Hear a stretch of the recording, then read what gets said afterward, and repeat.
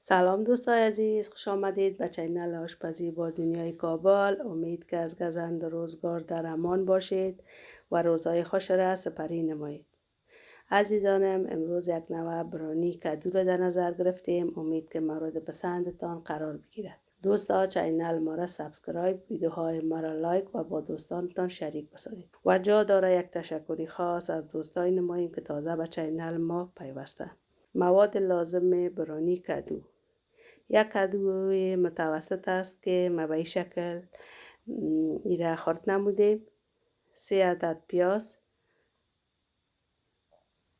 2 دانه مرچ سبز، 4 دندانه سیر، مقدار ضرورت نمک، 1 قاشق چایخوری زردچوبه و نیم گیلاس هم بوره.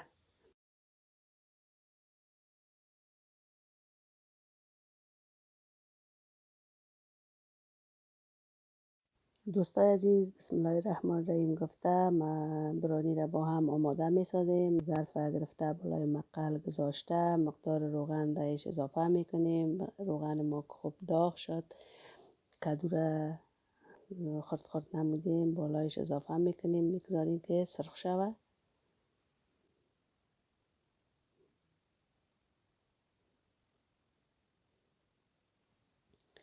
دوستا، به این شکل که کدو سرخ شد، ایره از روغن میکشیم.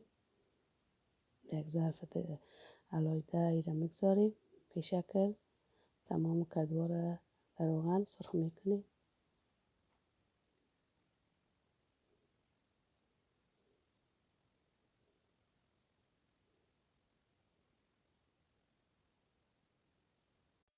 دوستای عزیز، بعد از اینکه کدو را در روغن سرخ کردیم، تمامش خلا شد، پیاز اضافه میکنیم. پیاز خود میگذاریم یک کم باره در روی روغن شته شود، زیاد سرخ نشه. به این شکل از روی روغن میکشیم و همین کدویی که بریان کرده بودیم در دیگ میگذاریم. در لابلایش پیاز، سیر، زردچوبه، نمک و مقدار کم نمک اضافه میکنیم.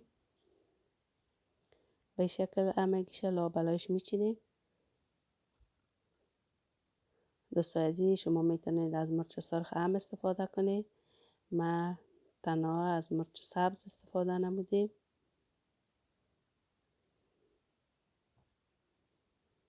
به شکل تمامش ما میچینیم. دوستای عزیز، آل برانی کدو را به مدت 10 دقیقه میگذاریم که دم بگیره و نرم شود. بعد از 10 دقیقه همین بوره که نیم گیلاس در نظر داشتیم بالایش اضافه میکنیم و میگذاریم که در مغز برانی بشینه. به این شکل دوستای عزیز، برانی کدو آماده است.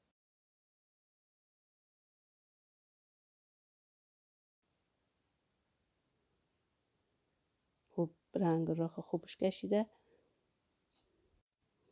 دوستای عزیز، حالا به خاطر برانی کدوی خود ما از چکه، سیر میده شده، مقدار کم نمک و آب ضرورت داریم که را با هم میزنیم. به شکل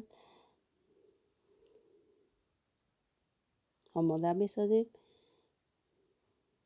مقدار نمک،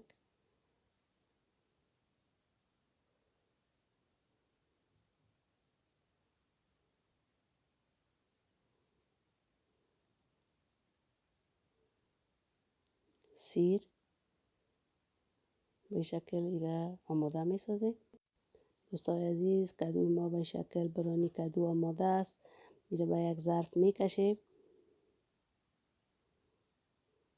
و ایره توسط چکه تزیین میدیم. به شکل